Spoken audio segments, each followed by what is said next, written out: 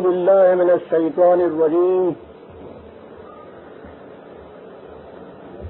بسم الله الرحمن الرحیم. عزیزان مان، آج جولائی 1970 کی 26 تاریخ ہے. درس قرآن کریم کا آغاز سورہ النساء کی 19ویں آیت سے ہوتا ہے. 4/19 4/19.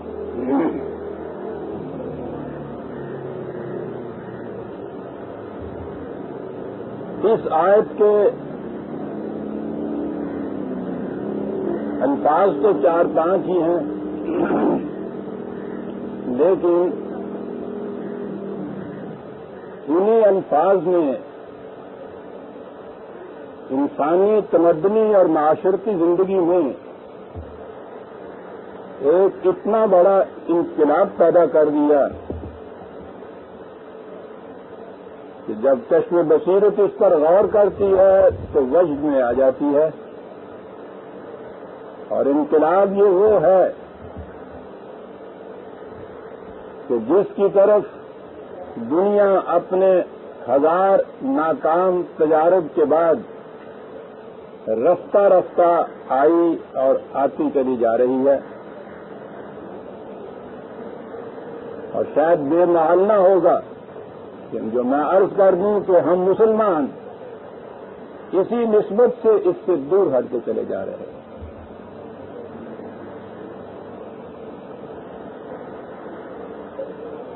میں نے عرض کیا تھا کہ سورہ نساء کی ابتدائی آیات میں عائلی زندگی، گھر کی زندگی، خاندانی زندگی کے متعلق احکام اور ہدایات دی گئی ہیں. مرد اور عورت کے تعلقات میں نکاح، طلاق، عدت، مہر، یہ تمام چیزیں ان آیات میں آ گئی. پھر میں نے یہ عرض کیا تھا کہ قرآن کریم جو بہت بڑی تبدیلیاں لایا ہے انسانی معاشرے میں، انہیں سمجھنے کے لیے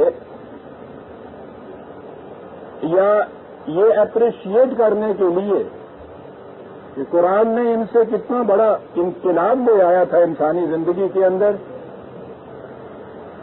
اس سے پہلے انہی معاملات میں دنیا میں جو ہو رہا تھا انہیں اگر سامنے رکھا جائے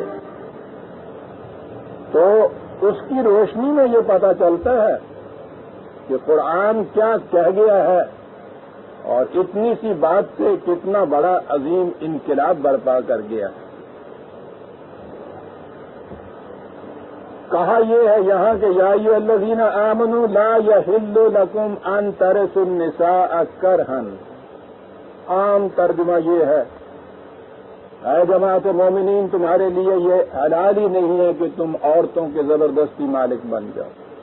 لیکن آپ دیکھیے کہ ان 4 لفظوں کے اندر دنیا میں جو کچھ عورت کے متعلق ہوتا چلا آ رہا تھا اس میں کتنے بڑے عظیم انقلاب کا اعلان کیا گیا ہے. یوں تو یہ موضوع بڑا ہی تفصیل طلب ہو جائے گا کہ دنیا میں عورت کی حیثیت کیا تھی. قلت وقت کی بنا پر میں اسے مختصر کروں گا، بلکہ کہیے کہ محدود کر دوں گا صرف ان قوموں یا ان مذاہب تک جن کا اس وقت براہ راست تعلق عرب سے تھا اور پھر مسلمانوں سے ہوا. سوال یہ تھا کہ نکاح یا نکاح کے بعد نکاح سے آزادی کے معاملے میں عورت کی پوزیشن کیا تھی. سب سے پہلے قریب تر اسلام کے یہودیت اور عیسائیت تھی. مذاہب سے آگے بڑھیے تو تمدن کے اعتبار سے ایک طرف رومنز تھے، دوسری طرف ایران تھا. ذرا سا اور آگے بڑھ آئیے تو پھر ہندو تھے، ایرینز۔ آپ دیکھیے کہ اس بات میں ان ممالک میں، ان تہذیب میں، ان مذاہب میں عورت کی پوزیشن کیا تھی۔ فلسطین، اس میں یہودی آباد تھے، وہاں کے رسم و رواج کے مطابق یہودیوں کا مذہب متشکل ہوا۔ میں اس دین کے متعلق گفتگو نہیں کر رہا جو اللہ تعالیٰ کی طرف سے انبیاء بنی اسرائیل علیہم السلام کو ملا تھا، بلکہ وہ مذہب جو وہاں کے مذہبی پیشوائیت نے خود وضع کیا تھا اور اسے منسوب کر دیا تھا اپنے انبیاء کی طرف۔ اس زمانے میں فلسطین میں تمدنی زندگی یہ تھی یا آئلی زندگی یہ تھی کہ مرد گھر کا حاکم ہوتا تھا، سچ مچ کا حاکم۔ عورت کو وہ خرید کر لاتا تھا بیوی بنانے کے لیے، جب تک جی چاہتا اسے اس حیثیت سے رکھتا، اور جب کبھی اس سے ناراض ہو جاتا تو یہ جو بیع و شراء کا معاملہ ہوا تھا، خرید و فروخت کا، اس عورت کے گھر والوں کے ساتھ، تو اس میں اکثر اوقات تو یہ شرط ہوتی تھی کہ جب اس کا جی چاہے یہ اس دن سے قاصد کو واپس لوٹا سکتا ہے۔ تو اکثر تو یہ ہوتا تھا کہ جب یہ اس سے ناراض ہوا تو جن کے ہاں سے خریدی تھی انہیں واپس کر آیا، اور اگر یہ صورت نہیں تھی تو پھر اسے ویسے ہی گھر سے نکال دیتا تھا۔ اسے طلاق کہہ دیجئے، جو جی میں آئے کہہ دیجئے۔ یہ پوزیشن تھی عورت کی فلسطینی زندگی کے اندر، جہاں پھر یہودی آباد ہوئے تھے۔ یہودیوں کے مذہب میں عورت کی کچھ یہی پوزیشن تھی۔ نکاح کے معاملے میں اس کی رضامندی ضروری نہیں سمجھی جاتی تھی، اور نکاح کے بعد وہ اس معاہدے کا تو لفظ اس زمانے میں نہیں تھا، وہ اس نگاہ کے چنگل سے آزاد نہیں ہو سکتی تھی۔ اور اگر کوئی عورت ایسی مر جاتی کہ جس کی اولاد اس کی پرورش کے قابل نہ ہوتی یا اولاد ہوتی نہیں، تو پھر وہ مجبور ہوتی تھی کہ اس خاوند کے بھائی کے ساتھ نکاح کرے۔ نہ پہلے نکاح میں اس کی اپنی مرضی کو کوئی دخل ہوتا تھا، نہ بیوہ ہونے کے بعد اسے اس معاملے میں کسی قسم کا اختیار ہوتا تھا۔ یہ کرنا پڑتا تھا اسے۔ اسے لا آف لیوریٹ کہتے تھے ان کے ہاں، جب قانون بنا ہے لیور کہتے تھے دیور کو، تو یہ ان کے ہاں کا ایک مسلمہ قانون تھا جس میں کوئی استثناء نہیں پائی جاتی تھی۔ تورات، جسے اولڈ ٹیسٹمنٹ کہا جاتا ہے، اس کی کتاب استثناء میں یہ لا آف لیوریٹ جو ہے کہ بیوہ کو بھائی کے، اس خاوند کے بھائی کے ساتھ شادی کرنی پڑتی تھی، تورات کے اندر یہ موجود ہے، اور اس کی تفصیل بھی دی گئی ہے کہ ایسا نہ کرنے سے کیا ہوتا ہے۔ طلاق کا حق صرف خاوند کو حاصل تھا، اور جب وہ کسی عورت کو بیوی اپنی کو طلاق دے دیتا تھا تو پھر وہ کسی صورت میں بھی اس خامن کے ساتھ دوبارہ شادی نہیں کر سکتی. یہ بھی تورات کی کتاب استثناء میں حکم کے طور پہ موجود ہے. آپ کو شاید معلوم ہو کہ تورات میں کمانڈمنٹس ہیں، گائیڈنس نہیں ہے. کمانڈمنٹس ہیں جن میں استثناء نہیں ہوتا اور اسی کے مطابق ہر حال میں ہر زمانے میں کرنا پڑتا ہے. ہدایت میں اور کمانڈمنٹ میں فرق یہ ہوتا ہے کہ ہدایت کسی منزل کی طرف رہنمائی کا نام ہوتا ہے. آپ اپنے زمانے کے اپنے حالات کے تقاضوں کے مطابق اس منزل تک پہنچنے کے لیے ذرائع طرائق یہ سب چیزیں خود تجویز کر سکتے ہیں، خود اختیار کر سکتے ہیں. یہ چیزیں بدلتی رہتی ہیں. ہدایت کا اصول اپنی جگہ پر اٹل رہتا ہے.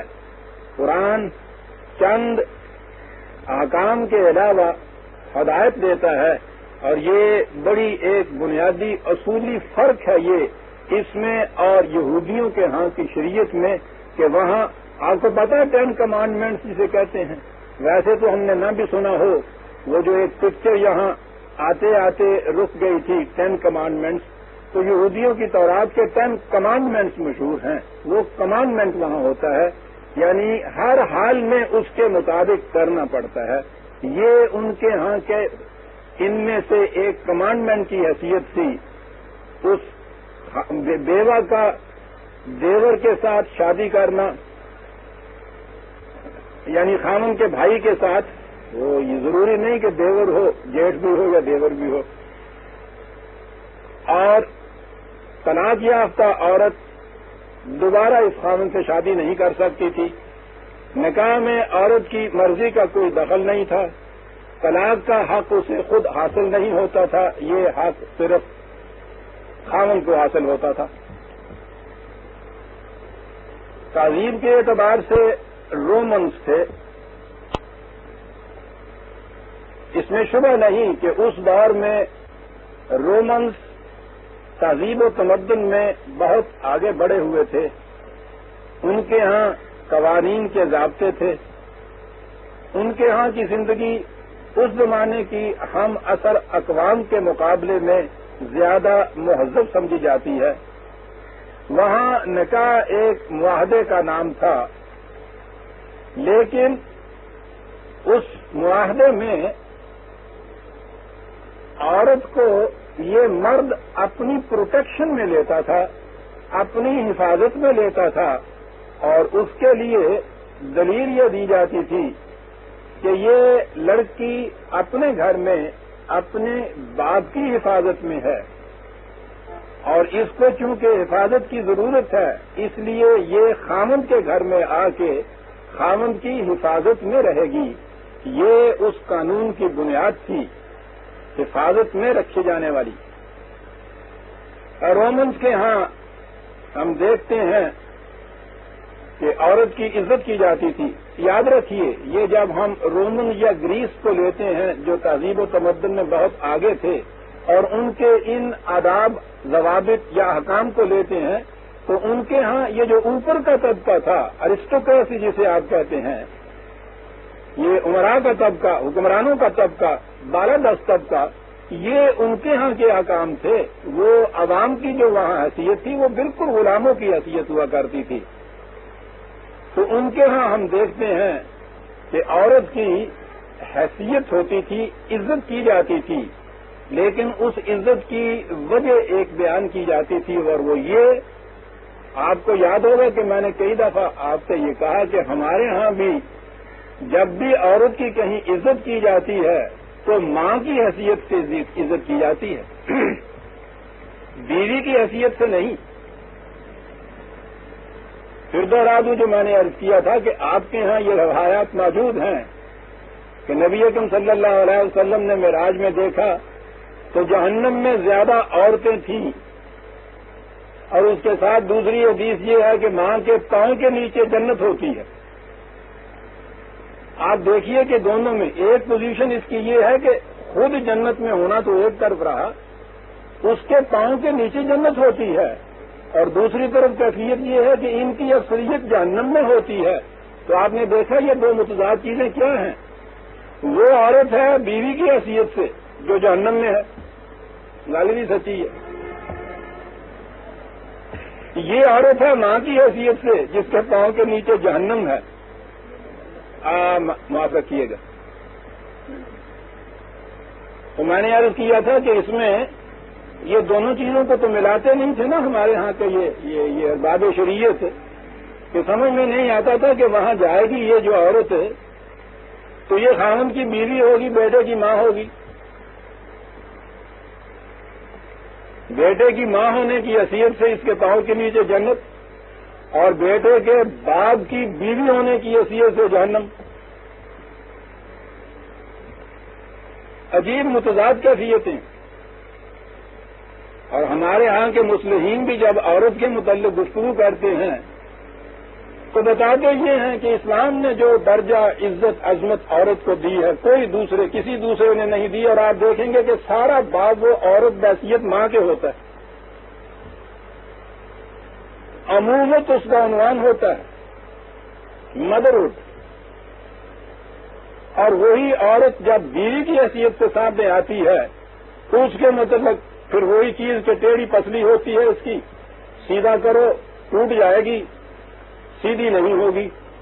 اور پھر وہ قول آپ کو تو یاد ہے، وہ جو منسوب کیا جاتا ہے حضرت عمر رضی اللہ تعالیٰ عنہ کی طرف، وہ ایک رات ان کے یہاں ایک شخص مہمان تھا، انہوں نے دیکھا کہ حضرت عمر وہ اندر بیوی کی پٹائی کر رہے ہیں، وہ باہر نکلے تو انہوں نے کہا کہ صاحب یہ کیا قصور ہو گیا تھا جس کی وجہ سے یہ ہوا؟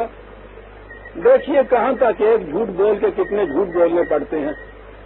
تو آپ نے کہا کہ میں نے رسول اللہ صلی اللہ علیہ وسلم سے یہ سنا ہے کہتے ہوئے کہ 3 باتوں میں کسی شخص کو کچھ نہیں پوچھنا چاہیے، باقی تو چھوڑیے، ان میں سے ایک بات یہ ہے کہ اس سے کبھی نہیں پوچھنا چاہیے کہ وہ عورت کو مارتا کیوں ہے۔ میں کہہ یہ رہا تھا کہ رومنز کے ہاں بھی عورت کی عزت ہمیں ملتی ہے، لیکن وہ عزت ان کے ہاں عورت بحیثیت ماں کے ہے۔ آپ کو شاید علم ہو، انگریزی زبان میں شادی کے لیے میٹریمونی کا لفظ ہے۔ میٹریمونیل تو آپ نے دیکھا ہوگا نا، شادی سے متعلق چیزیں جو ہیں، تو میٹریمونی جو ہے یہ لیٹن میں اس کا مادہ ہے میٹرس مونیا، اور اس کے معنی ہوتا ہے ماں کے فرائض۔ یہ میٹریمونی بعد میں استعمال کی روح سے شادی کے لیے یہ لفظ استعمال ہونے لگا ہے۔ رومن کے ہاں یہ لفظ ہی استعمال ہوتا تھا یہ میٹرس مونیا کے معنی میں، یعنی ماں کے فرائض۔ تو وہ شادی جو کی جاتی تھی اس میں عورت کو جو مقام دیا جاتا تھا صرف اس لیے کہ وہ اس کے بچوں کی ماں ہوگی، اور بچوں کی ماں کی حیثیت سے اس کی عزت ہوتی تھی، بیوی ہونے کی حیثیت سے یہ کیفیت ان کے ہاں نہیں ہوتی تھی۔ جہاں تک طلاق کا تعلق تھا، زنا کی صورت میں طلاق مرد بھی دے سکتا تھا، عورت بھی طلاق لے سکتی۔ ان کے ہاں اگرچہ تعدد گواہی نہیں تھی، لیکن لانڈیوں کی عام اجازت تھی، اور ان کی تعداد پہ کسی قسم کی پابندی نہیں تھی۔ 2 چیزیں ہمارے سامنے آ گئی۔ یہودیوں کے ہاں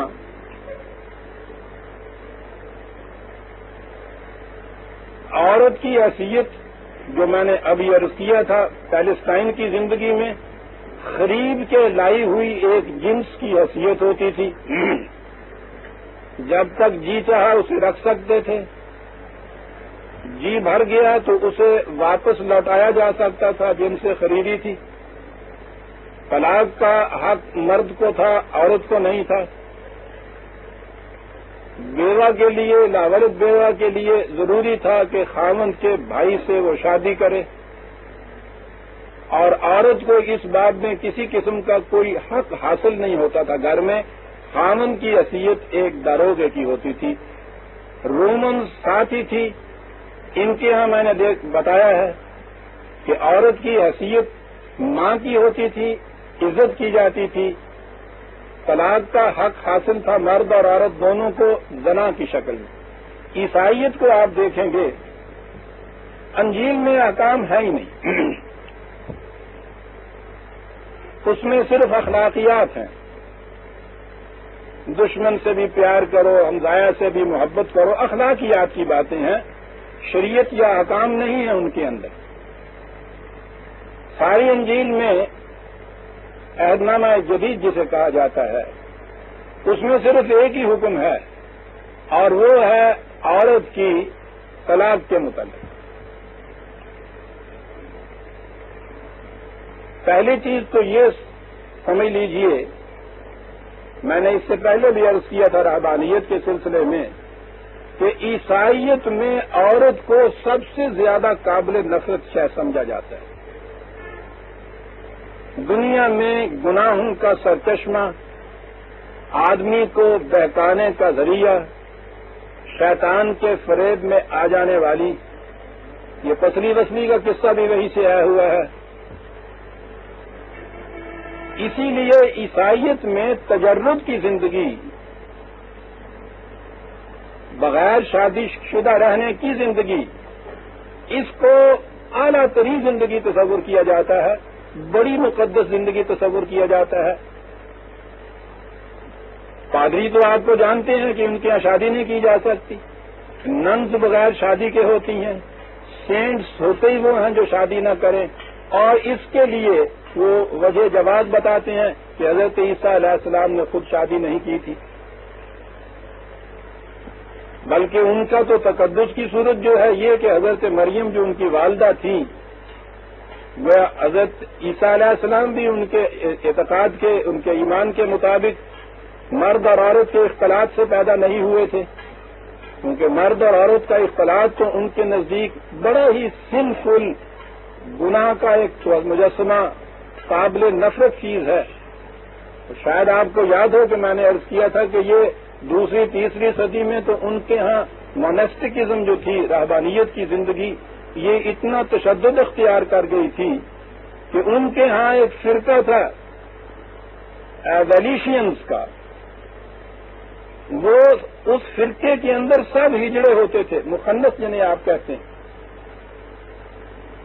یا پیدائشی، اور جو اس کے اندر داخل ہونا چاہتا تھا وہ کاسٹریشن کے ذریعے سے اس کو مخنث کر دیا جاتا تھا.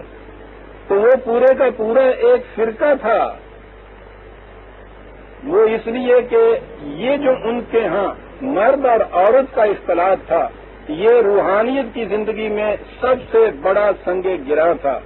اس لیے آپ سمجھ سکتے ہیں کہ عیسائیت میں مرد اور عورت کے اختلاط یا نکاح وغیرہ کے متعلق کیا ذکر ہو سکتا ہے.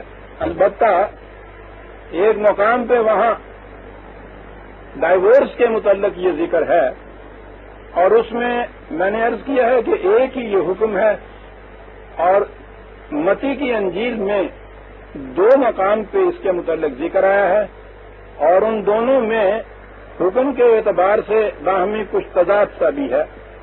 یعنی پہلی چیز یہ ہے کہ عورت کو اگر زنا کے جرم کی مرتکب ہو وہ، تو اس صورت میں اسے طلاق دی جا سکتی، اور اس قسم کی متعلقہ عورت سے شادی کرنے والا جو ہے اس کے متعلق بھی سمجھا جائے گا کہ وہ زنا کے جرم کا مرتکب ہو رہا ہے، یعنی اس سے شادی نہیں کی جا سکتی.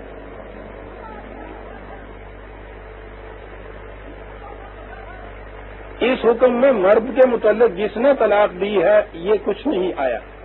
ایسا ہے کہ اس کو تو اجازت ہوگی کہ وہ دوسری جگہ شادی کر لے، یہ متعلقہ عورت جو ہے اس کے ساتھ کوئی عیسائی شادی نہیں کر سکتا.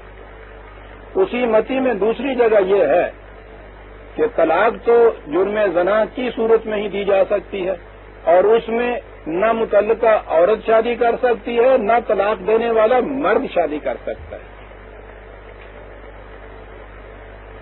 یعنی آپ دیکھتے ہیں کس قسم کی یہ پابندیاں ہیں۔ انجیل میں یہی، عیسائیت ذرا آگے بڑھتی ہے تو پھر سینٹ پال کا مذہب جو ہے وہ عیسائیت کا مذہب بن جاتا ہے۔ سینٹ پال نے یہ چیز کہی کہ نہیں، مذہب کا اختلاف یہ بھی طلاق کا باعث بن سکتا ہے، یعنی اگر عورت یا مرد دونوں میں سے کوئی اپنا مذہب تبدیل کر لے تو اس صورت میں یہ نکاح بھی ٹوٹ سکتا ہے۔ لیکن اصل شریعت جو ان کے ہاں کی مرتب ہوتی ہے وہ تو وہ کونسل آف ٹرینٹ جو ان کے ہاں ہوئی تھی 3 صدی میں، اس میں جا کے یہ مرتب ہوئی ہے۔ انہوں نے یہ فیصلہ کر دیا کہ طلاق کسی صورت میں ہو ہی نہیں سکتی۔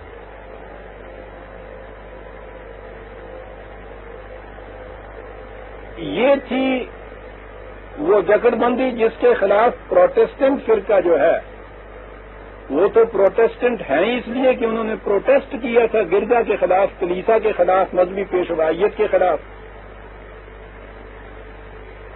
تو انہوں نے اپنے ہاں انجیل کے حکم کے مطابق یہ چیز رائج رکھی کہ زنا کی صورت میں طلاق ہو سکتی ہے، کسی دوسری صورت میں نہیں۔ اور میں یہ عرض کر دوں کہ پھر یہ چیزیں اتنی ناقابل برداشت، ناممکن العمل تھی زندگی میں کہ اس کے خلاف پھر جو سب سے بڑی بغاوت اٹھی ہے وہ فرینچ ریولیوشن ہے نا ان کے ہاں کی۔ یہ جو انقلاب فرانس تھا وہ صرف سیاسی نہیں تھا بلکہ یہ مذہبی پیشوائیت کے خلاف بھی بہت بڑا انقلاب تھا۔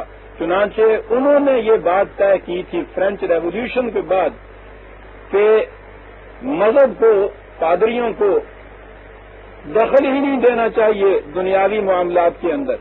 یہ جو ان کے ہاں سنویت پلورلزم پیدا ہوئی ہے مذہب میں اور اسٹیٹ میں، فرینچ ریولیوشن کے بعد یہ پیدا ہوئی تھی، تو اس میں انہوں نے یہ بات کہی تھی کہ نکاح جو ہے یہ ایک معاہدے کی صورت ہے اور یہ معاہدہ جو ہے توڑا جا سکتا ہے کنسنٹ سے، تراضی مابین سے، باہمی رضامندی سے۔ اس لیے اس میں کوئی کسی قسم کی ایسی پابندی نہیں عائد کی جا سکتی جسے آپ کہیں کہ خدا کی طرف سے عائد کردہ ہے، توڑی نہیں جا سکتی۔ یعنی ان بندروں کو انہوں نے آ کے جو توڑا ہے تو وہ مذہب کو گرجوں کی 4 دیواری میں بند کر کے دنیاوی معاملات کو ان سے آزاد کرا کے اپنے ہاں جو قانون بنائے ہیں پھر وہ اس مقام کے اوپر پہنچے۔ ایران میں عورت کی حالت ان سے بھی بدتر تھی، وہاں تو بیٹی اور بہن سے بھی شادی کی جا سکتی،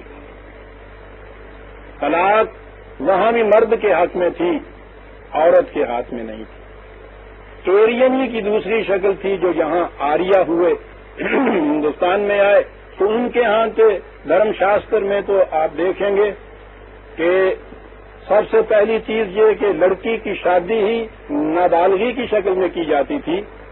ان کے ہاں یہ چیز ہے کہ اگر لڑکی کو باپ کے گھر میں ایام شروع ہو جائیں تو وہ باپ اس گھر میں قدم نہیں رکھ سکتا تاوقت کہ وہ لڑکی کی شادی کر کے اس کو اس کے گھر میں نہ بھیج دے۔ یعنی بالغ ہو کر لڑکی باپ کی چھت کے نیچے رہ نہیں سکتی، دونوں نہیں رہ سکتے، باپ اور لڑکی، اور نہ یہ باپ اس گھر کا پانی پی سکتا تھا۔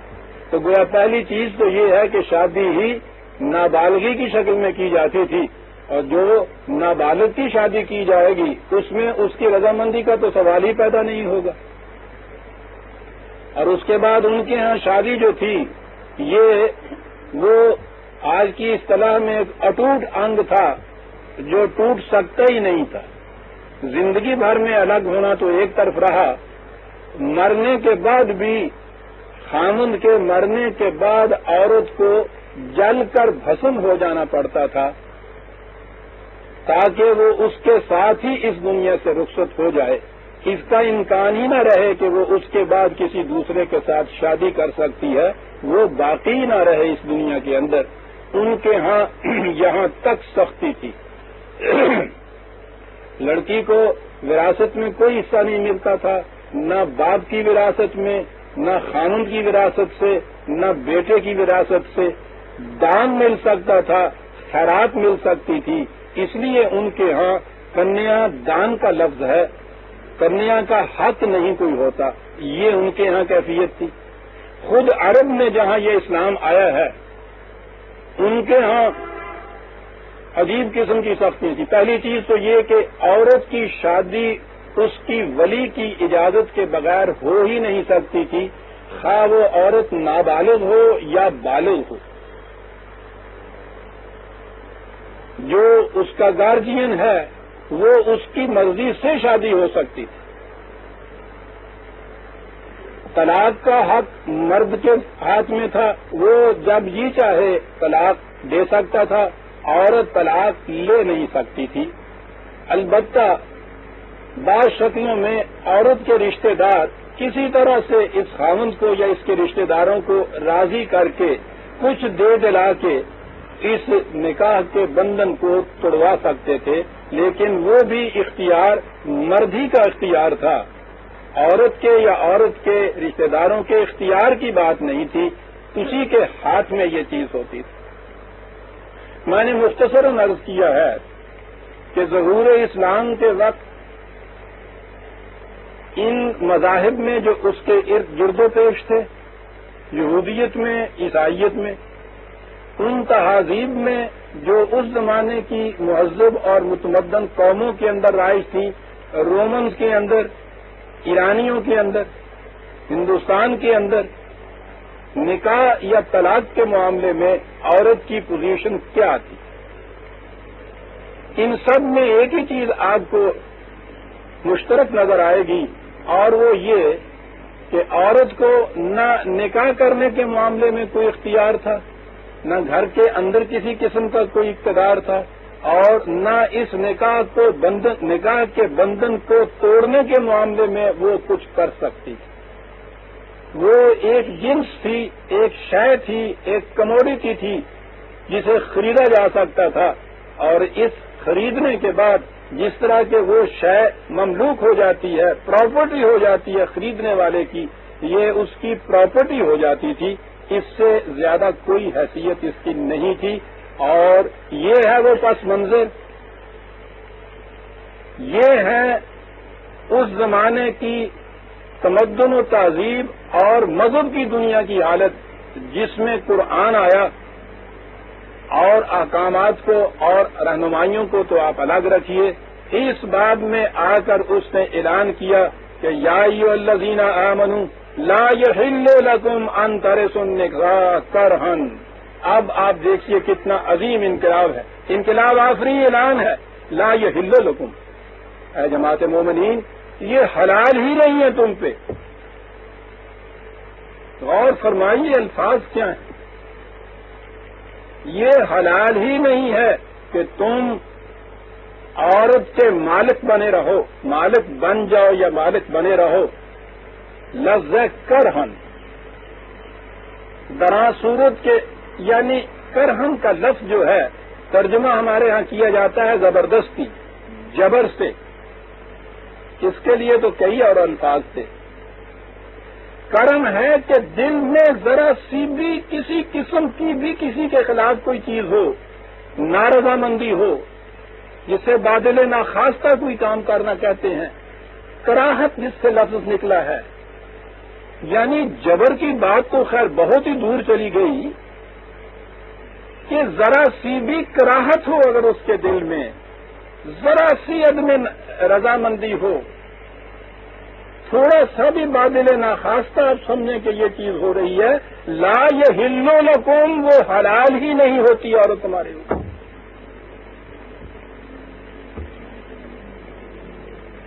آپ دیکھ رہے ہیں کہ کس پس منظر کے اندر یہ اعلان آ رہا ہے. یہودیت کے کمانڈمنٹ، عیسائیت کے وہ فیصلے، رومن کی تہذیبیں، ایران اور ایرینز کے ہاں کا تمدن، اس سب میں جو عورت کی حیثیت تھی، میں نے عرض کیا ہے کہ تمام احکام کو سامنے رکھنے سے تو پوچھی ہی نہیں عورت کا مقام کیا آ جاتا ہے سامنے۔ اس ایک آیت سے آپ دیکھیے یہ حلال ہی نہیں تمہارے اوپر۔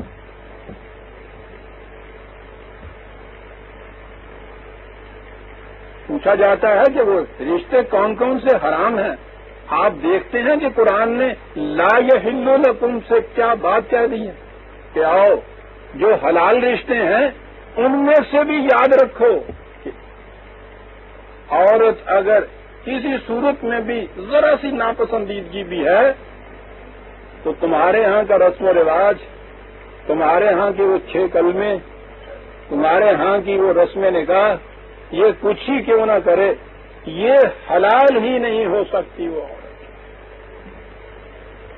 اور پھر اس میں یہ بات نہیں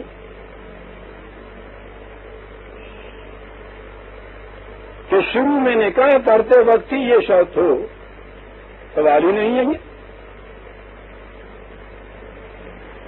اس دوران میں بھی کسی وقت اگر یہ صورت پیدا ہو جاتی ہے یہی کرہن کی، اور اس زبان کے بھی کیا کہنے ہیں عزیزان من، قرہن اور کرہن اس کے ہاں 2 لفظ ہوتے ہیں۔ قرہن بھی ایک ناگواری ہوتی ہے، وہ ناگواری ہوتی ہے اپنے اندر سے ہی ایک چیز پیدا کی ہوئی۔ مثلا میں بیٹھا ہوں آرام سے، وہاں کوئی چیز پڑی ہے، ضرورت ہے کہ میں اسے اٹھا کے لاؤں، جی نہیں چاہتا اٹھنے کو، لیکن اٹھنا پڑتا ہے اس چیز کو لینے کے لیے۔ دیکھتے ہیں اس میں بھی ایک ذرا سی ناگواری ہے، یہ ناگواری باہر سے نہیں عائد ہوئی کہیں سے، اپنے ہی اندر کی ناگواری ہے، اسے تو وہ قرہن کہتے تھے۔ لیکن جس ناگواری میں باہر سے کسی کی طرف سے کسی قسم کی کوئی چیز ایسی ہے اسے کرہن کہتے تھے۔ یہاں کرہن ہے، خارجی اسباب میں سے کسی طرح سے کوئی ایسی چیز کہ جس میں ذرا سی ناگواری پیدا ہو رہی ہے۔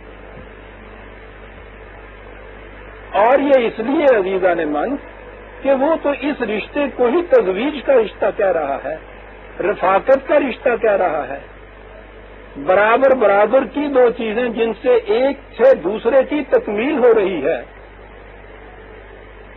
اگر ایک کے دل میں دوسرے کی طرف سے ذرا بھی ناراضگی ہو، کراہت ہو، ناراضگی نہیں، کراہت ہو، تو آپ سمجھتے ہیں کہ اس میں رفاقت پیدا ہو سکتی ہے، اس میں ازدواجیت پیدا ہو سکتی ہے، یہ مقصد حاصل ہو سکتا ہے۔ یہ جو جوڑی جسے آپ کہتے ہیں، بڑا صحیح ترجمہ ہے یہ، کئیاں دی جوڑی، پراواں دی بھی جوڑی کدی سنتے ہوں۔ یہ جو چیز ہے یہ ہے جسے قرآن آخر تک نبھانا چاہتا ہے، اور اگر کسی وقت بھی صورت یہ پیدا ہو جائے کہ ان میں سے کسی ایک کے دل میں بھی یہ کیفیت نہ رہے، وہ کرہن ہو جائے گی بات۔ اور جو ہی کرہن کی شکل پیدا ہوئی، ان میں سے دونوں میں سے کسی میں بھی لا یحل لکم، مقصد ہی خاص ہو جاتا ہے۔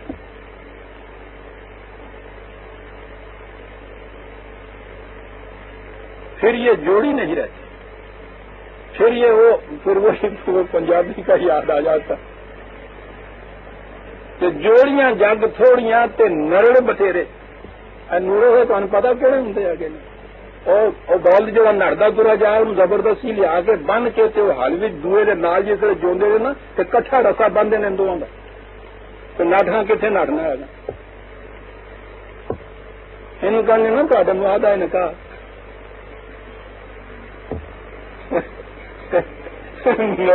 تیرے۔ جی ہاں، پہلی چیز یہ ہے کہ اس نے اسے معاہدہ قرار دیا۔ ابھی یہاں آتا ہے میثاقاً غلیظ، ہاں اسی آیت میں ہی ہے۔ ہاں جی، وَأَخَذْنَا مِنْكُمْ مِيثَاقًا غَلِيظًا، معاہدہ، پختہ سا معاہدہ ہے یہ. معاہدہ تو سیدھی سی بات ہے، تراضی مابین سے ہوگا، دونوں کی کنسنٹ سے ہوگا. کنسنٹ میں سیدھی سی شکل ہے کہ عمر کے اعتبار سے بھی قانون جسے مانتا ہے بلوغت سے پہلے کا معاہدہ ہی نہیں ہو سکتا. کسی کے بہاف پہ کوئی دوسرا کرے تو کرے، وہ خود تو کر نہیں سکتا. اور یہاں یہ جو فریقین ہیں ان کے معاہدے کی ضرورت ہے. میں کہتا ہوں اور تو چھوڑ دیجئے آپ کہ جی قرآن نے نکاح کی عمر کیا مقرر کی ہے. قرآن کے اندر موجود ہے، جیسا کہ آپ کو یاد ہے میں نے پچھلے 2 درسوں میں بیان کیا تھا. قرآن میں بالتصریح نکاح کی عمر بلوغت ہے. حتیٰ بلغ النکاح، اس نے بلوغت کا لفظ ہی یہاں سے نکلا ہے قرآن کی آیت سے. اور کنسیڈریشن چھوڑ دیجئے، صرف یہ بات کہ معاہدہ ہے وہ تراضی مابین سے ہوگا، نابالغ ہو ہی نہیں سکتا. پھر معاہدہ جو ہے کنسنٹ سے ہوگا. کرہن کی شکل اس میں ہو ہی نہیں سکتی، معاہدہ ہی نہیں ہو سکتا. سوال ہی نہیں ہے کہ کوئی اس عورت کی طرف سے آ کے اس کا نکاح کر دے. یہ الگ بات ہے کہ وہ کنسنٹ اپنی وہ دے جیسے کسی کو مختار بنا دیتے ہیں. لیکن کنسنٹ کے بغیر نکاح کا سوال ہی پیدا نہیں ہوتا. پھر یہ نہیں ہے کہ ایک دفعہ اس نے کنسنٹ یہ دے دی معاہدے کی اور اس کے بعد پھر باقی زندگی میں آپ کے یہاں معلوم ہے پھر کیا ہو رہا ہے. پہلے معاہدے میں تو دونوں کی کنسنٹ ضروری ہے.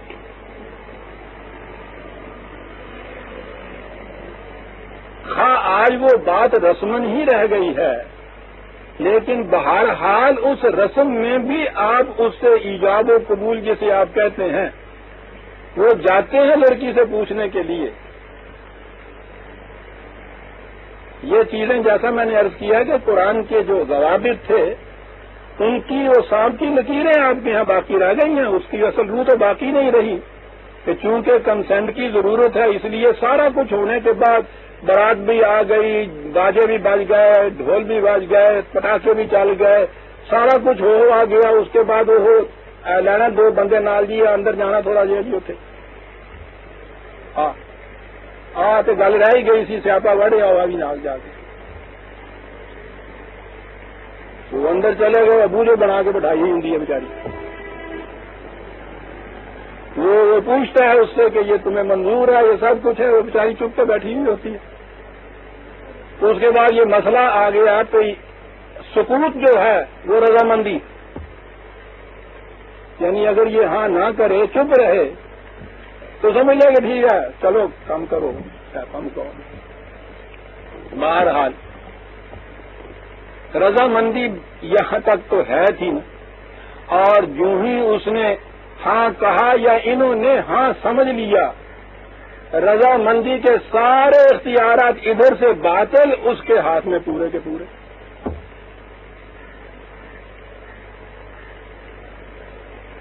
دنیا میں کبھی کوئی معاہدہ ایسا بھی دیکھا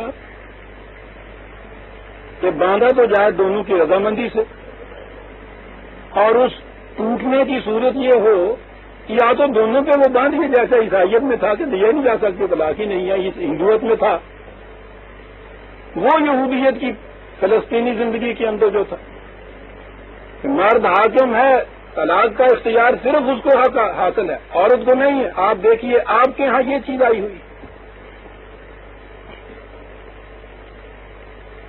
قرآن اس کو معاہدہ ہی نہیں کہتا. اس رفاقت کی زندگی میں جب بھی یہ شکل پیدا ہو، کرہن کی شکل پیدا ہو، سوال ہی نہیں ہے کہ یہ معاہدہ باقی رہ سکے.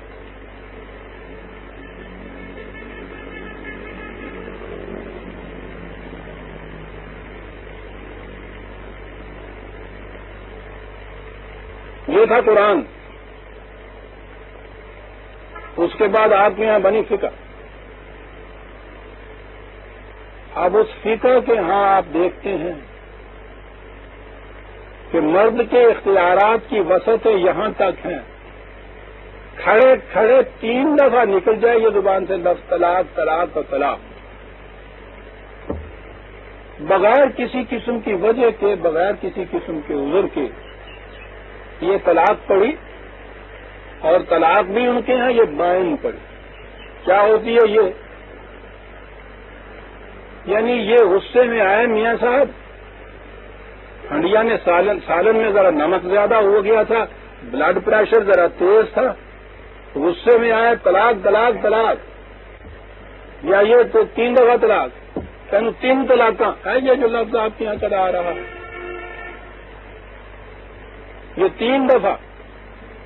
نیلامی والا آپ کو پتا ہے نا، 25(1), 25(2) یہاں تک تو اختیار حاصل ہے، اور دوسرا اس نے کہا 25(3) چل بھائی بو کاٹا. 3 طلاق. بیچاری دودھ پوت والی سفید چاٹا ہوا ہوا، میاں کی اس طرح سے تلخی. ختم قصہ. گھنٹے بھر کے بعد ہی پریشر لو ہو گیا، اپنے کیے پہ ندامت ہو رہی ہے. کیا انہوں نے یہ کچھ ندامت انہیں ہو رہی ہے، وہ رو رہی ہے بیچاری بال بچوں والی. اب اس کے بعد پوچھا جاتا ہے کہ صاحب کوئی شکل بھی ہے کہ یہ جو کچھ کر بیٹھا ہے اس طرح سے اسے انڈو کیا جا سکے؟ آپ کو معلوم ہے میں کئی دفعہ کہہ چکا ہوں، بار بار کہنا پڑتا ہے بیٹیوں کے سامنے، بہنوں کے سامنے. کہتے ہیں جی اس کی شکل یہ ہے جسے حلالہ کہا جاتا ہے کہ وہ مظلوم و معصوم جس نے غصے کے تاؤ میں بھی کچھ نہیں کہا تھا، وہ ایک رات کے لیے کسی دوسرے مرد سے شادی کرے.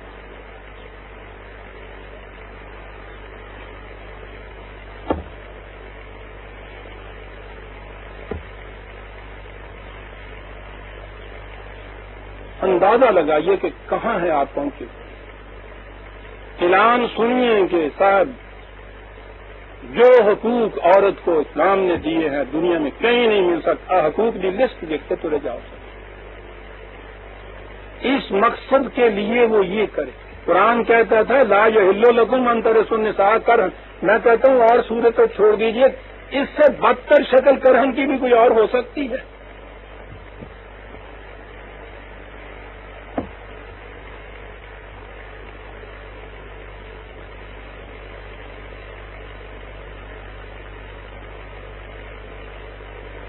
آگے آپ کے ہاں بھی چلی فکر.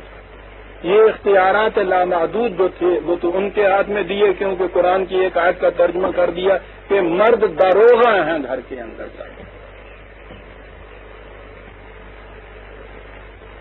داروغہ تھانے دار کو کہتے ہیں، ساتھ اس کے حوالات ہوتی ہیں، اور اس کے بعد اختیارات لامحدود ہوتے ہیں.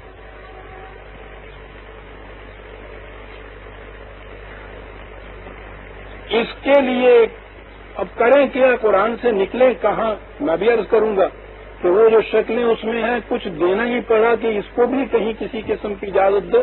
اب ایک اصطلاح اپنی طرف سے وضع کی، اسے خلا کہا جاتا ہے. مرد کے لیے تو طلاق ہے، ادھر سے خلا کی صورت ہے. عورت کو خلا حاصل کرنا پڑتا ہے،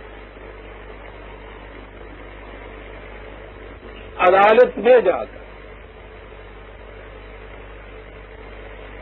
وہ کس قدر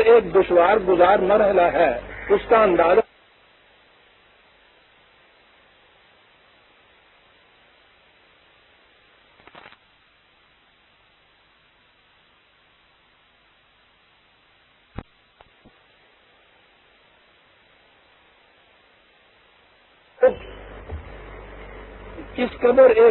گزار مرحلہ ہے اس کا اندازہ اس سے لگائیے کہ اس 1300 سال کے عرصے کے بعد بھی جب آپ کے ہاں کی فقہ اتنی مدون ہو گئی، اس پہ اس طرح عمل ہو رہا ہے، بڑی بڑی تفصیلیں، بڑی بڑی کتابیں اس پہ لکھی گئیں. اب بھی کوئی خلا کا کیس اگر چلا جاتا ہے نا کسی ہائی کورٹ میں، آپ کو یاد ہوگا تھوڑا ہی عرصہ ہوا ہے، خلا کے کیس کے اوپر 100 صفحے کے ان کو بیچاروں کو ججز کو ججمنٹ لکھنی پڑتی ہیں. فیصلے لکھنے پڑتے ہیں.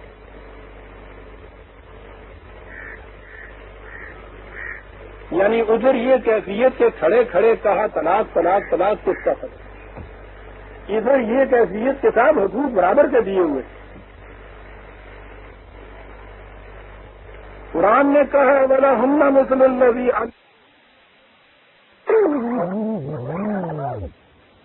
مقابل میں ایک حق اس کو ملے گا برابر کا حق برت کے.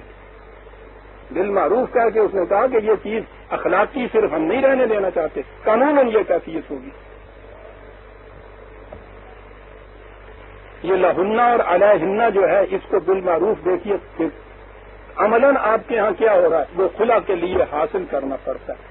اور پھر حاصل کرنے میں نے ابھی عرض کیا, ان دشواریوں کو سامنے رکھیے اس بیچاری کو جو کورٹ میں پیش آتی ہیں. جج کی دشواری کو ملاحظہ فرمائیے, 100 صفحے کے ان کو ججمنٹ لکھنے پڑتے ہیں ایک خلا کا کیس ڈیسائیڈ کرنے کے لیے. اور اگر اس کو بھی وہ عورت کے حق میں چلا جاتا ہے تو ارباب شریعت کی طرف سے پھر یہ احتجاج کی صدائیں اٹھنی شروع ہو جاتی ہیں. وہ کہتے ہیں کہ عدالت کو کوئی حق حاصل نہیں ہے کہ یہ چیزیں اس طرح سے کرے. وہ کہتے ہیں نا کہ سب سے پہلا کام جو حکومت جہاں جب شریعت کی نافذ ہوئی تو آئلی قوانین کو منسوخ کیا جائے گا. آئلی قوانین میں بھی عورت کو حق نہیں دیا گیا معاہدہ نکاح کے فسخ کرنے کا. اس میں صرف اتنا کہا گیا ہے کہ نکاح کے معاہدے کے وقت یہ اس میں ایک خانہ ہوتا ہے, اس میں یہ لکھا جائے کہ خامند نے, یعنی حقوق سارے اس کے ہیں, خامند نے یہ حق اس کو تفویض کر دیا ہے. ازرہ کرم اس کو یہ بخش دیا ہے یہ حق. اتنا صرف اس میں لکھا. اس کو بھی یہ گوارا نہیں ہے. اتنی سی بات بھی آئلی قوانین میں برداشت نہیں کی جا رہی کہ اس کو منسوخ کیا جاتا تھا. یہ حق, کیا حق, کبھی آ جاتے تھے ہنسنے کو میرے رونے پر, تم کو یہ عیش بھی اب میرا گوارا نہ رہا. یہ بھی گوارا نہیں.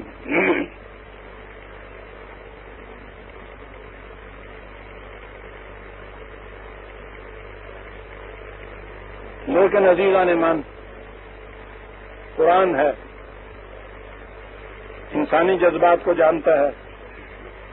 یہ بھی معلوم ہے کہ غصہ بھی آ سکتا ہے. یہ بھی معلوم ہے کہ گھر میں رہتے ہوئے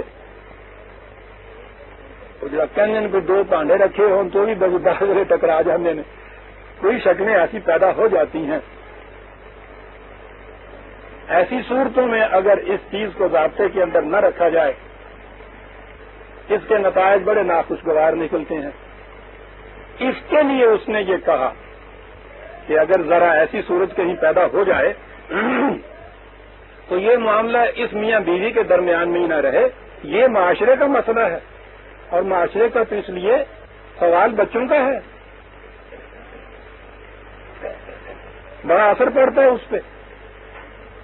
اس تیزی میں آ کے اگر یہ حق جو ہے یہ دونوں کو دیا گیا ہے تو اگر اس تیزی میں آ کے اس حق کو یوں ہی استعمال کرنا شروع کر دیا جائے اس سے الجھنیں بہت پیدا ہو جاتی ہیں. فیصلہ تو یہی کریں گے اپنے متعلق. کوئی دوسرا مرد یا عورت یہ فیصلہ نہیں کر سکتی کہ دل میں کراہت پیدا ہو گئی یا نہیں. کراہت کا فیصلہ تو کوئی جج بھی نہیں کر سکتا. ایک جس تن لاگے ہو تن جانے. لیکن یہ چیز کہ یہ واقعی کراہت کی بنا پہ ایسا ہوا ہے یا یوں ہی جذبات مشتعل ہو گئے تھے تو ایسا ہوا ہے, قرآن اس کے لیے ایک ہدایت دیتا ہے. اور وہ ہدایت ہے معاشرے کے لیے. کیا بات ہے قرآن کی. وَإِنْ خِفْتُمْ شَقَاقَ بَيْنِهِمَا فَبَعْثُوا حَكَمًا مِّنْ أَهْلِهِ وَحَكَمًا مِّنْ أَهْلِهَا 4/35. ان خفتم, یہ ان دونوں کا معاملہ نہیں رہا. یہ بات معاشرے سے کہا گیا, یہ نظام سے کہا گیا, یہ حکومت سے کہا گیا. تم اگر کسی وقت ایسا محسوس کرو کہ ان دونوں میں کوئی نچاکی کی شکل پیدا ہونے لگی ہے تو چپ کے نہ بیٹھے رہو، بات بڑھتی جائے گی. رسے نو منائیے نہ، پاٹے نو سیویے نہ، گل کے میں چلے، وہ تو اور پھرتا چلا جاتا ہے. آپ دیکھیے کیا رہنمائی ہے قرآن کی. مسئلہ ان دونوں کے درمیان رہے گا تو جذباتی رہے گا، آبجیکٹولی اس کو حل کر سکے گا باہر کا ہی کوئی. ان خفتم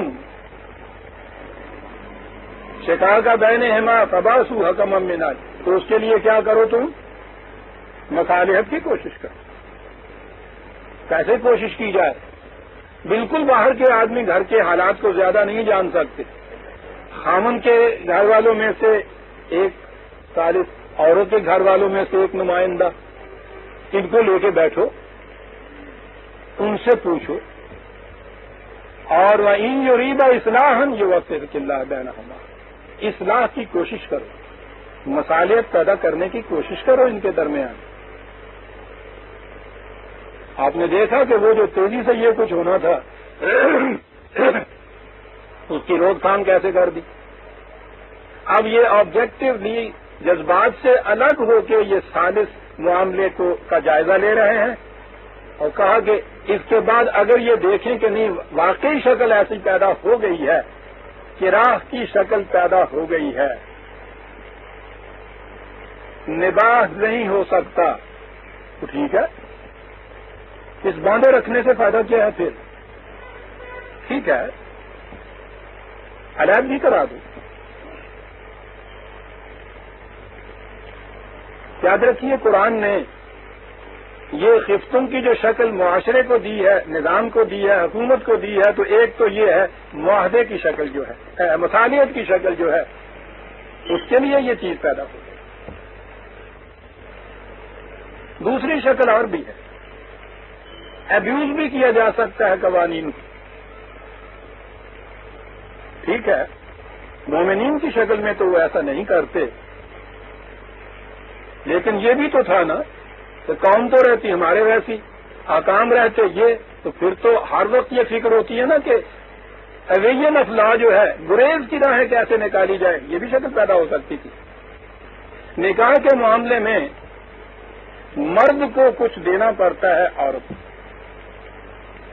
یہ زیورات وغیرہ کی قسم کی چیزیں جو ہیں، اس کو رواج بھی اگر کہیں تو مہر تو ایک ایسی چیز ہے نا جسے دینا ہوتا ہے. بات اگر یوں ہی رکھی جائے کہ ہاں صاحب جب مرد کا جی چاہے معاہدے کو توڑ کے الگ کر دے، اور اسی طرح جب عورت کا جی چاہے وہ بھی الگ توڑ کے الگ کر دے، مرد توڑ کے الگ کر دے، تو اس صورت میں تو کوئی ایسی بات نہیں. اور اگر عورت ابیوز کوئی کرنا چاہے، اس قسم کی عورتیں پیدا ہو جائیں، آج نکاح کیا، 10,000 روپیہ مہر وصول کیا، 8ویں دن یہ کہہ دیا کہ صاحب کراہت پیدا ہو گئی، طلاق لی، اس کے بعد کہیں دوسری جگہ یہ کچھ سلسلہ کیا. آپ نے دیکھا ابیوز کی یہ شکل ہے. اس شکل کو روکنے کے لیے بھی قرآن نے یہ بات کہی. 2/229 کہ یوں ہی یہ چیز مذاق نہ بنتی جائے. 2/229 2/229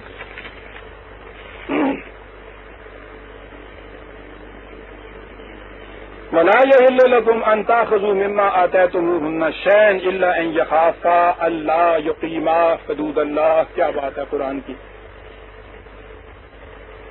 اگر یہ چیز در ذرا سا اندیشہ پیدا ہو کہ نکاح کے لیے جو قرآن نے یا خدا نے حدود مقرر کی ہیں وہ ہم قائم نہیں رکھ سکیں گے، اور حدود ہیں قرآن کی مودت، سکینت اور رحمت. قرآن نے کہا ہے اس ازدواجی زندگی کا نتیجہ یہ ہونا چاہیے، باہمی مودت، محبت سے بھی اگلا درجہ ہوتا ہے. سکون کی زندگی ہونی چاہیے، رحمت کی زندگی ہونی چاہیے. اگر یہ ہو کہ یہ شکل نہیں پیدا ہو سکتی تو کوئی بات نہیں، پھر معاہدہ ہی تو تھا، جگڑے رہنے سے کچھ فائدہ نہیں ہے، توڑا جا سکتا ہے. فَإِنْ خِفْتُمْ أَلَّا يُقِيمَا حدود اللہ ہے. یہ پھر خفتم آیا ہے یہاں، معاملہ دونوں کا نہیں رہا. اگر تم یہ محسوس کرو کہ بات یہاں تک ہے اور یہ شکل ہو کہ ہو سکتا ہے کہ یہ محض وہ جو مہر کی رقم لی ہے اس کی خاطر سے ہی کہیں یہ نہ ہو، فلا جناح علیہما فی ما افتدت بہ، تو عدالت پھر یہ چیز جائزہ لے کر وہ فیصلہ کر سکتی ہے کہ نہیں، عورت کو یہ اتنا دینا ہوگا. یاد رکھیے یہ نہیں ہے کہ عدالت یہ فیصلہ کرے گی کہ طلاق ہو سکتی ہے یا نہیں. عدالت کو یا کسی دوسرے کو یہ حق نہیں ہے کہ باندھ کے دونوں کو میاں بیوی بنا رکھیں. یہ ایک سول سوٹ ہے جس میں عدالت نے ڈیمیجز کا فیصلہ کرنا ہے کہ خامند کو جو اس سے نقصان پہنچ رہا ہے اس کی تلافی کس طرح سے کی جائے، وہ اس کی ڈگری دے گا. معاملے اس طرح سے سنوارتا چلا جاتا ہے، لیکن جکڑ کر رکھنے کی شکل جو ہے وہ کوئی پیدا نہیں ہونے دیتا قرآن.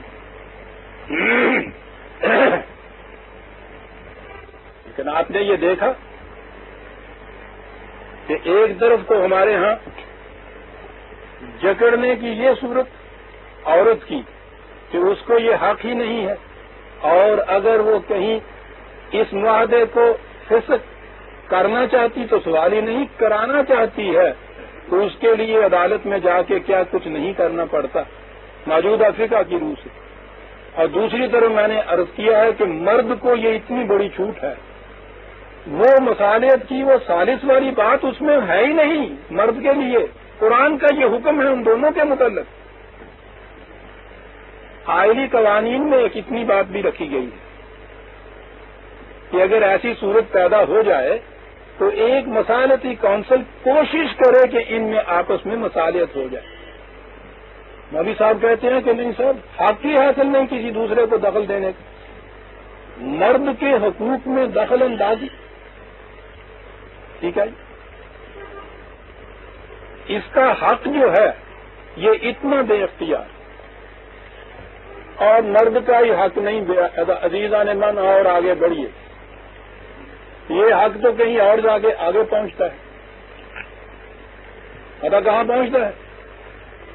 یہ روز جو فتویٰ آپ کے یہاں لگتا ہے نا کہ یہ جو انہوں نے عقائد رکھے ہیں اس کی روح سے فتویٰ یہ ہے کہ یہ دائرہ اسلام سے خارج، اور ان کی بیویوں کے اوپر طلاق پڑ گئی. یعنی کہتے تھے میاں بیوی راضی کی کرے گا قاضی، کہتی ہو میاں بیوی بچھا کر راضی رہے ہیں، وہ وہاں بیٹھا ہوا فیصلہ دے دیتا، اور کسی ایک کے لیے نہیں، قوم کی قوم کے متعلق کی.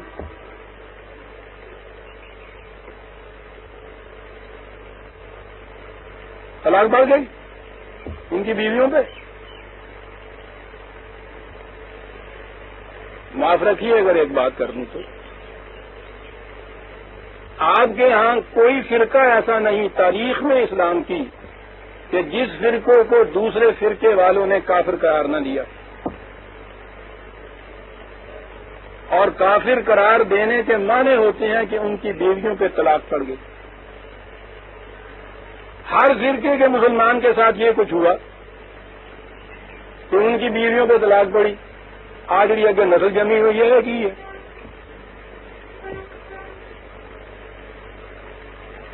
اور یہ روز تماشا اب بھی ہوتا ہے.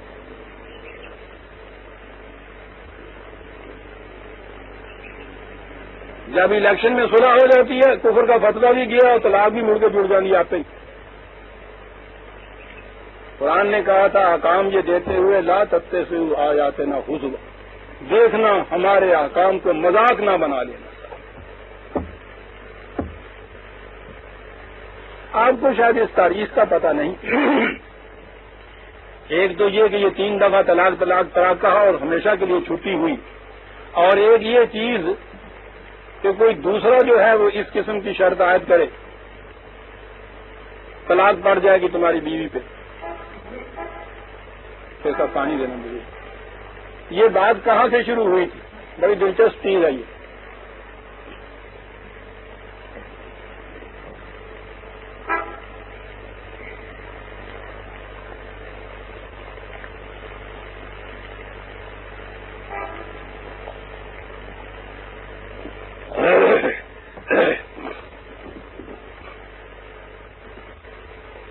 آپ کے ہاں جب ملوکیت شروع ہوئی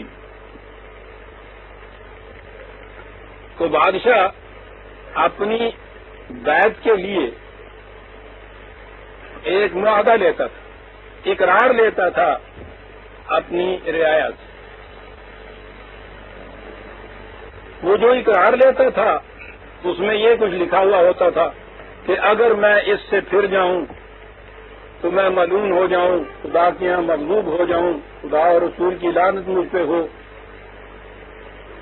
اس کے باوجود لوگ پھر جاتے تھے۔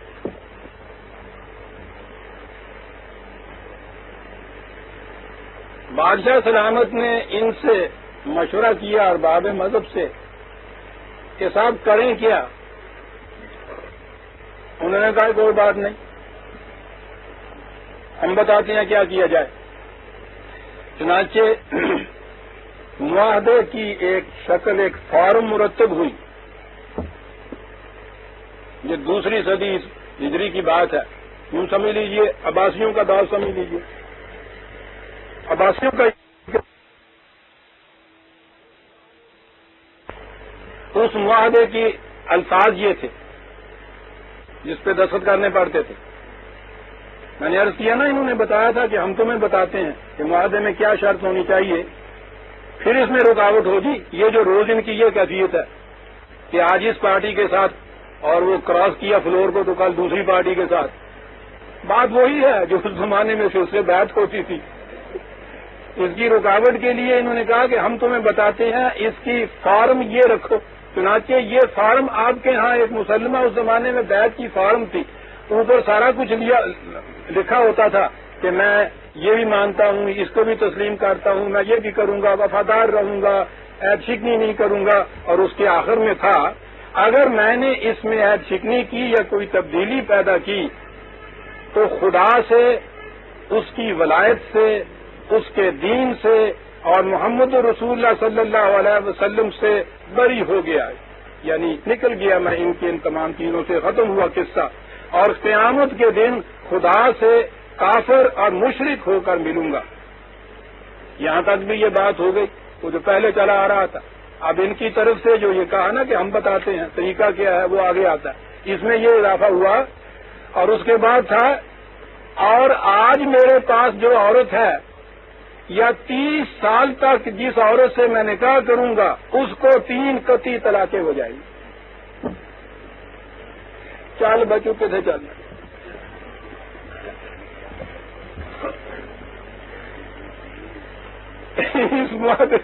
اس بیعت نامے پہ دستخط کرنے پڑتے تھے۔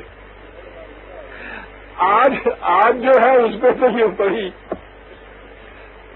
آنے والی 30 سال تک وہ قریباً اس سے بھی کم مدت ہوتی تھی ایک بادشاہ کی۔ دوسرا آتا تھا تو وہ اپنے لیے رکھوا لیتا تھا۔ 30 سال تک جس عورت سے شادی کروں گا، یعنی شادی کرنے سے پہلے ہی یہ طلاق کا معاہدہ ہو رہا ہے، یعنی اس پہ بھی 3 طلاقیں۔ ان سے پوچھو کہ شادی کرنے سے پہلے ہی 3 طلاقیں، یہ معاہدہ ہوتا تھا۔ امام مالک نے اس پہ اعتراض کیا تھا کہ وہ سب جو آنے والی جس پہ ابھی نکاح ہی نہیں ہوا جس کے ساتھ، اس کے اوپر بھی یہ طلاقیں والی بات یہ کیا ہے؟ تو آپ کو پتا ہے کہ ان کو بیعت لگے تھے، چپ چپ تنگی پر رکھا دے لیے کچھ نہیں کہا ہے۔ یہ جو چیز تھی نا کہ عورت پہ کوئی اور کی طرف سے ہی طلاق پڑتی تھی، یہ یہاں سے اس کی ابتدا ہوئی۔ وہ سلطنتیں بھی ختم ہو گئیں، وہ بادشاہ بھی ختم ہو گئے، وہ قصہ بھی ختم ہو گیا ہے سانپ نکل اب لکیر پیٹا کر۔ لیکن شریعت حقہ کے یہ احکام جو ہیں یہ باقی ہیں۔ آج وہی اقتدار و اختیار مفتی صاحب نے دے لیا کہ جس کے متعلق بھی یہ فیصلہ کر دیں کہ یہ دائرہ اسلام سے خارج ہوا ہے، اس کے ساتھ ہی اس کی بیوی پہ طلاق بھی پڑ گئی۔ یہاں سے یہ بات شروع ہوئی تھی۔ یہ ہیں عزیزان من مذہبی پیشوائیت کی خود تراشیدہ غیر فطرت جکڑ بندیاں جن سے انسان کی فطرت چبا کرتی ہے۔ یورپ میں یہ کچھ ہوا اور اس کا رد عمل ہے وہاں جو آج خدا اور وحی اور عاقبت قانون مکافات ان سب چیزوں سے انکار وہ یوتھ ایسے نہیں انکار کر رہے، یہ چیزیں ان کے اوپر لادی ہوئی تھی۔ کبھی آپ اگر یورپ کی یہ ہسٹری پڑھیں، فریڈم آف تھاٹ کی ہسٹری آف ریشنلزم بیکی کی آپ دیکھ لیجئے یا باری کی لے لیجئے، فریڈم آف تھاٹ کی ہسٹری، آپ کو معلوم ہوگا کہ وہاں مذہب پرست ہلکے طبقے نے کس قدر عذاب ان کے اوپر مسلط کر رکھا، ذرا سا عقیدے میں فرق آیا زندہ جلا دیے جاتے تھے، کھالیں کھچوا دی جاتی تھی، سب ختم کر دیا جاتا تھا، طلاقیں پڑ رہی ہیں، عذاب نازل ہوا تھا، صدیوں تک یہ ہوتا رہا، تاں کہ پھر ایک کروٹ لی تنگ آمد بجنگ آمد، لیکن وہ کیا کرتے، آنے والی نسلوں کے سامنے کوئی دوسرے ضوابط تو ایسے تھے نہیں جو اعتدال پہ رکھتے، انہوں نے یہ مذہب کی طرف سے جو عائد کر رہا پابندیاں سی، ان کے لبادے کو اتارا تو دین اور خدا کو بھی ساتھ ہی تیاگ دیے ساتھ، اور اس کے بعد پھر جو وہاں آزادی ملی ہے، اس میں نے عرض کیا کہ یہ آزادی نہیں، ری ایکشن ہوتا ہے، اس کا رد عمل اس کا ہوتا ہے۔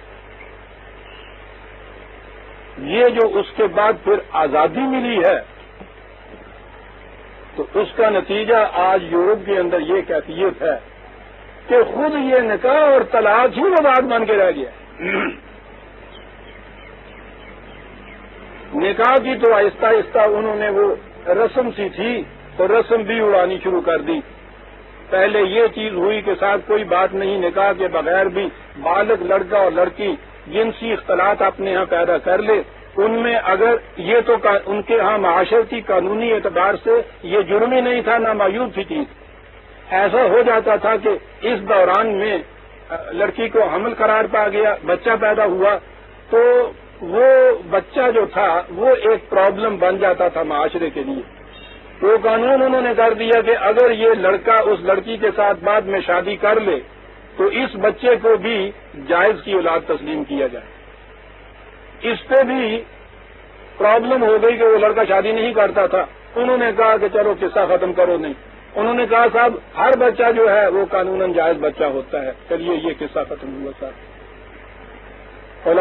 طلاق کا معاملہ وہاں وہ آپ کو معلوم ہی ہے، روز یہ چیزیں کن کن چیزوں سے، صاحب میں آئی تھی اور میں نے کہا کہ دیکھیے ڈارلنگ میں نے کیسا عمدہ ہیٹ لیا ہے اور اس کے چہرے پہ مسرت کے عنوانات نہیں آئے تھے، اس لیے میں طلاق مانگنا چاہتی ہوں۔ اس نے میرے کتے کو پیار نہیں کیا تھا، طلاق مانگنا چاہتی ہوں۔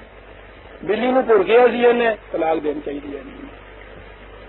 یعنی وہاں اس رد عمل کا نتیجہ یہ ہے، مذاق بن گیا وہاں۔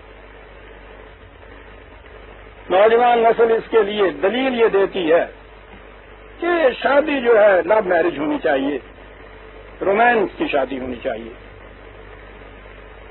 اس کے بغیر شادی کیا ہوتی ہے سر؟ لیکن یہ رومانس، اس کی شادیاں، اس کے بعد نتائج، اس کے ڈائیورسز وغیرہ، وہ کیا چیز پیدا کر رہے ہیں؟ اس کے لیے میں انہی لوگوں کی ایک شہادت پیش کر دینا چاہتا ہوں۔ شہادت کسی زاہد شب زندہ ظاہر کی نہیں، کسی ملا کی، کسی پادری کی نہیں، شہادت ہے ایک ایسے شخص کی جو ملحد ہے، خدا کو ہی نہیں مانتا، ایسا شخص ہے جو خود یہ کہتا ہے کہ یہ جو اتنی موریلٹی کی بندنیں، اخلاقیات کی بندنیں تم نے لگا رکھی ہیں جنسی اختلاط کے اوپر، یہ غلط ہے، ان میں ڈھیل دینی چاہیے۔ وہ اس کے اوپر کتاب تک لکھتا ہے۔ یہ شخص ہے برٹرینڈ رسل، حال ہی میں جس کا انتقال ہوا، کتاب کا نام ہے اس کے میرج اینڈ مورلز۔ یہاں تک اس کتاب کے اندر وہ ایڈوکیٹ کر رہا ہے کہ یہ ناروا پابندیاں جو عائد کر رکھی ہیں مذہب نے، سوسائٹی نے، قانون نے جنسی اختلاط کے متعلق، یہ غلط ہے، یہ کھول دینی چاہیے۔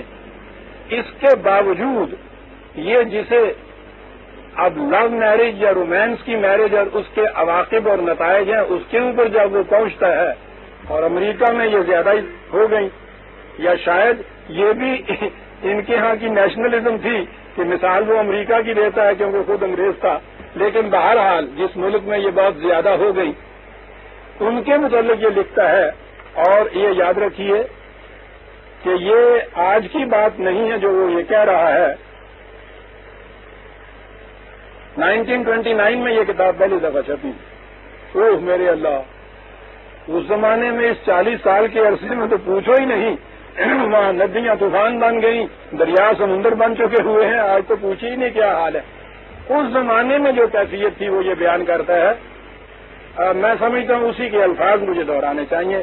اقتباس لمبا ہے لیکن نہایت ضروری ہے، اور خاص طور پہ ہماری موجودہ جو جنریشن آ رہی ہے جو ادھر کی تقلید کو تقلید کہتی ہے، ان کی تقلید کا نام آزادی رکھتی ہے، ان کے لیے خاص طور پہ میں چاہتا ہوں کہ یہ الفاظ انہی کے دوہرا دوں، انگریزی نہ سمجھنے والے احباب سے معذرت کے ساتھ۔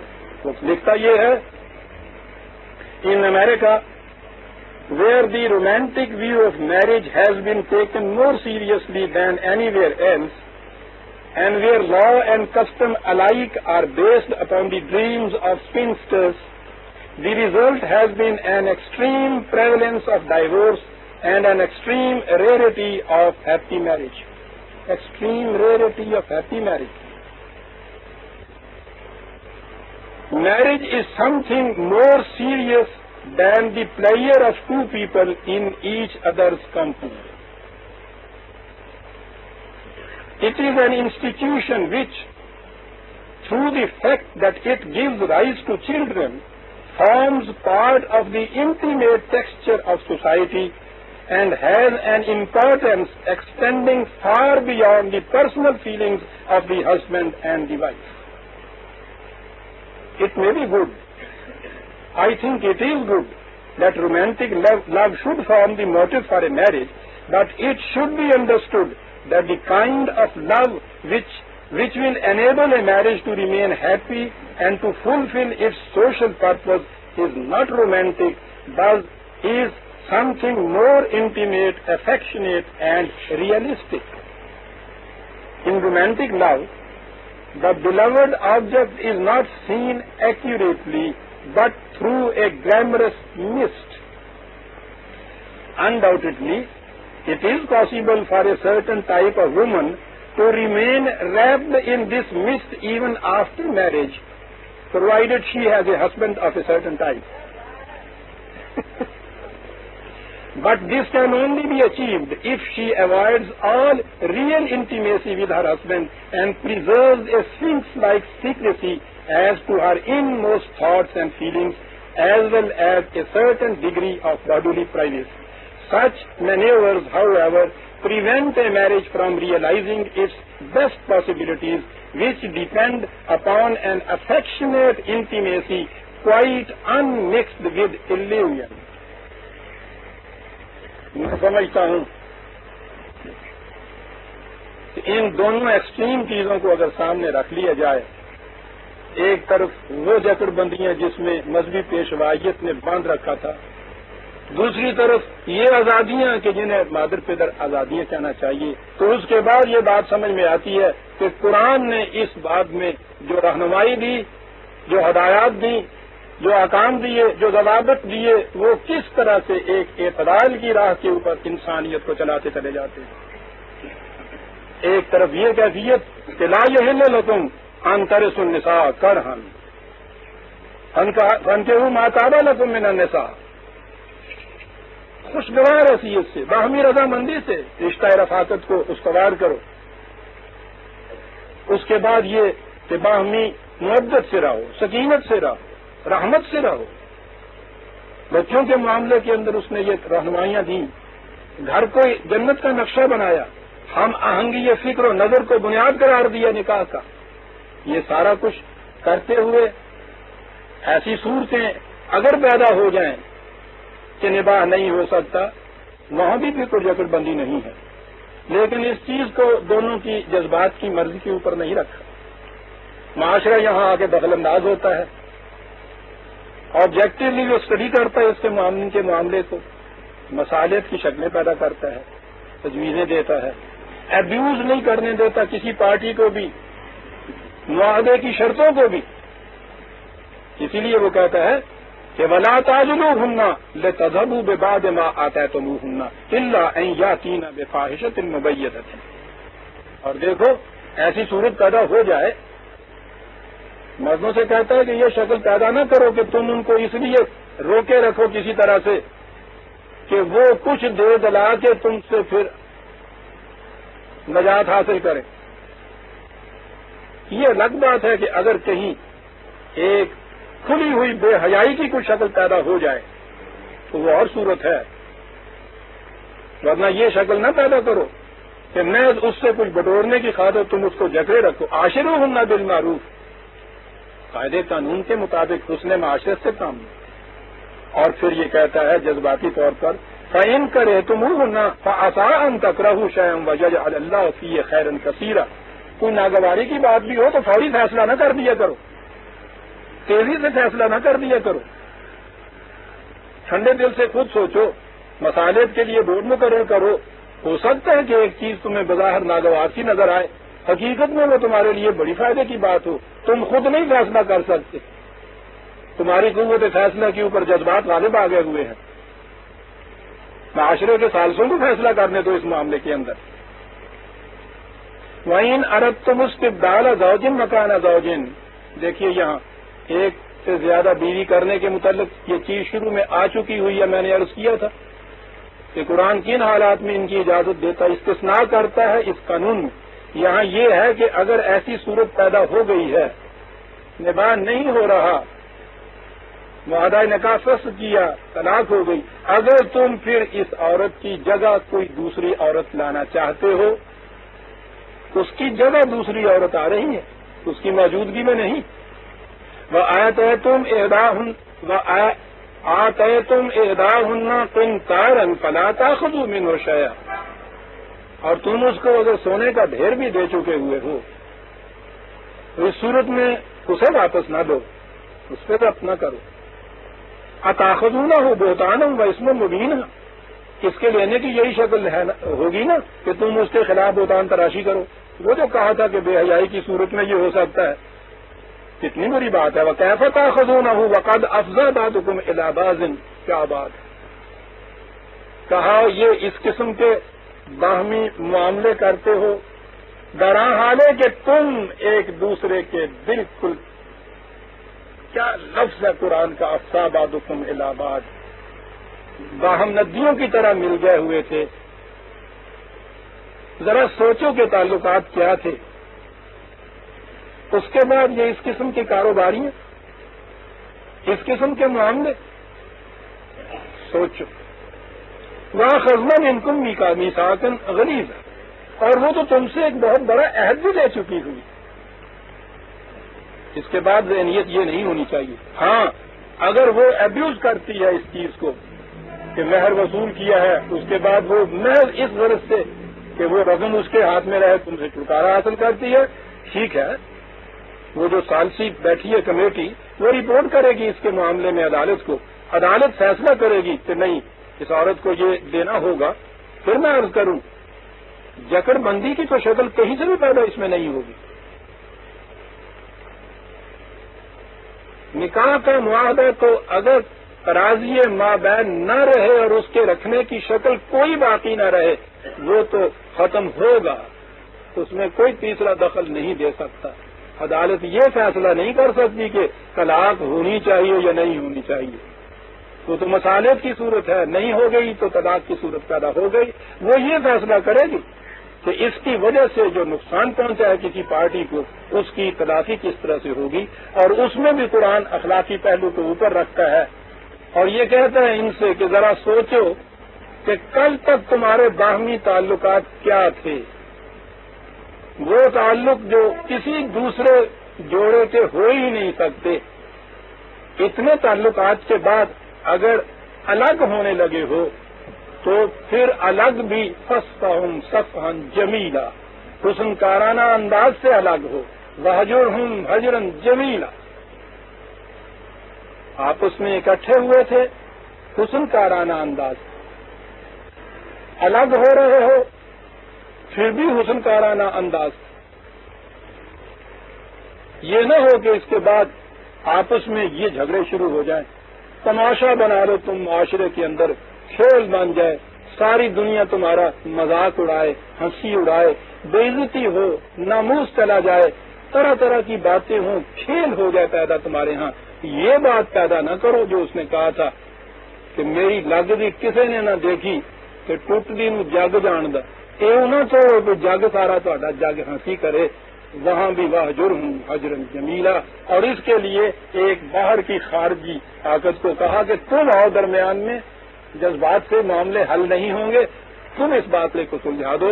عزیزان من، اس پس منظر میں جو میں نے پہلے عرض کیا، یہودیت کے قوانین، عیسائیت کی بے بسی، پیلسٹینین زندگی کے اندر کی داروغیت، رومانس ضرور، لیکن اس کے بعد کیفیت صرف عورت کی حیثیت، بچوں کی ماں کی سی، اس سے زیادہ نہیں۔ ہندوؤں کے ہاں کی وہ پابندیاں، ایران والوں ہاں کی مباحات کی صورتیں کہ بیٹی اور بہن سے بھی رشتے، عربوں کے ہاں کی وہ صورتیں کہ بالغ بھی عورت ہے تو ولی کے بغیر شادی نہیں کر سکتی۔ یہ تمام چیزیں ایک طرف رکھیے اور اس پس منظر میں قرآن کریم سے عائلی زندگی کے متعلق جو کچھ اس نے کہا ہے اسے سامنے رکھیے۔ اس کے بعد یہ دیکھیے کہ مذہبی پیشوائیت کی جکڑ بندیاں آپ کے ساتھ پھر کیا کر رہی ہیں جو یورپ میں کیا ہوا تھا، اس کا نتیجہ کیا ہے؟ وہی امریکہ میں جس کو برٹرینڈ رسل نے اس طرح سے بیان کیا ہے، اور جو روز ہمارے سامنے آ رہی ہیں چیزیں۔ نہ اس قسم کی جکڑ بندیاں رکھیے، نہ اس قسم کی بے محابہ آزادیاں رکھیے۔ یہ ہر آزادی اس وقت تک رہتی ہے جب تک کوئی پابندی جو ہے اس کے ماتحت آزادی رہے۔ آزادی بغیر پابندی کے وہ وہی ہوتی ہے جو سڑک کے اوپر آپ کو کہا ہے کیپ ٹو دی لیفٹ، آزاد ہو کے آپ اس کو چھوڑ دیجئے، جائیے جس کا جی چاہے رائٹ پہ، جس کا جی چاہے لیفٹ پہ، آدھے گھنٹے کے بعد دیکھیے سڑک پہ ہوتا کیا ہے۔ آزادی بغیر پابندی کی۔ اس لیے یہ پابندیاں نہیں ہیں جو قرآن نے عائد کی ہیں، زندگی کو خوشگوار بنانے کے باہمی معاہدے کی شرطیں ہیں۔ قائم کرتے وقت غور و فکر سے قائم کرو، چھوڑتے وقت بھی یہ چیز نہ کرو کہ میں جذباتی طور پہ ان چیزوں کو چھوڑ کے توڑ کے الگ ہو جاؤ، اس وقت بھی حسنکارانہ انداز سے قرآن کہتا یہ کرو۔ سورہ نساء کی آیت 21 تک ہم آئے، آگے قرآن کریم نے یہ بتایا ہے کہ کون کون سے رشتے ایسے ہیں جن کے ساتھ نکاح جائز نہیں، انہیں ہم آئندہ بات پہ اٹھا رکھتے ہیں۔ ربنا تقبل منا انک انت السمیع العلیم۔